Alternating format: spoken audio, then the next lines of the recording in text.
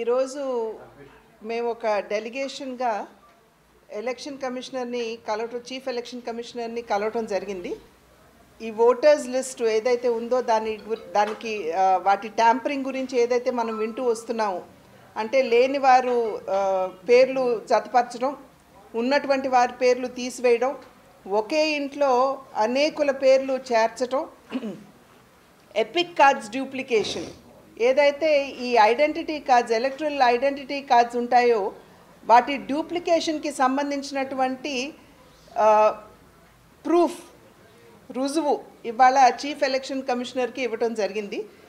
ఒక్క తిరుపతి బై ఎలక్షన్ని ఒకటి మనం పరిగణలోకి తీసుకున్నట్లయితే దగ్గర 35,000 ఈ ఐడెంటిటీ కార్డ్స్ వాటిని డూప్లికేట్ చేసినటువంటి సందర్భం.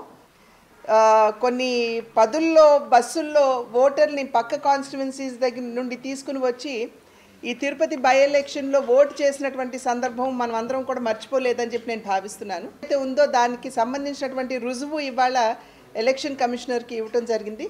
అదేవిధంగా విష్ణుకుమార్ రాజు గారు ఒక్క వారి కాన్స్టిట్యువెన్సీలో 2,70,000 ఓట్లు ఉంటే 61,000 ఓట్లు అక్కడ లేనటువంటి వారి పేర్లు అక్కడ జతపరచడం జరిగింది. ఇవాళ చీఫ్ ఎలక్షన్ కమిషనర్ గారికి దానికి సంబంధించినటువంటి రుజువులు కూడా ఇవ్వటం జరిగింది. ఖచ్చితంగా ఈ రకంగా దొంగ ఓట్లు వేయించుకుని ఎంత బిఎల్ఓస్ తిరిగినా కూడా వారితో పాటు వాలంటీర్లు కూడా తిరిగినటువంటి నేపథ్యం. ఒక రకంగా చూసినట్లయితే ఈ వాలంటీర్ వ్యవస్థ ద్వారా ఎక్కడైతే ఇటువంటి లోపాలు ఉన్నాయో, అంటే ఇళ్లలో లేనటువంటి వారు కావచ్చు, లేకపోతే ఆ రోజు వచ్చి ఓటు వేయలేనటువంటి వారు కావచ్చు, వారి పేర్లన్నీ కూడా కలెక్ట్ చేసుకుని ఈ రకంగా ఫేక్ ఎపిక్ కార్డ్స్ని డౌన్లోడ్ చేసి వారి ఫొటోస్ వాటి మీద పెట్టి ఈ దొంగ ఓట్లు వేయించేటువంటి ఈ కార్యక్రమం ఏదైతే ఉందో దాన్ని సంపూర్ణంగా రుజువులతో పాటుగా ఇవాళ ఎలక్షన్ కమిషనర్ గారికి ఇవ్వడం జరిగింది. వారు కూడా చాలా సానుకూలంగా మాకు సమయం ఇచ్చారు. వారికి ఉన్నటువంటి అనుమానాలు కూడా మాకు ప్రశ్నలు వేసి వాటిని నివృత్తి చేసుకోవడం జరిగింది.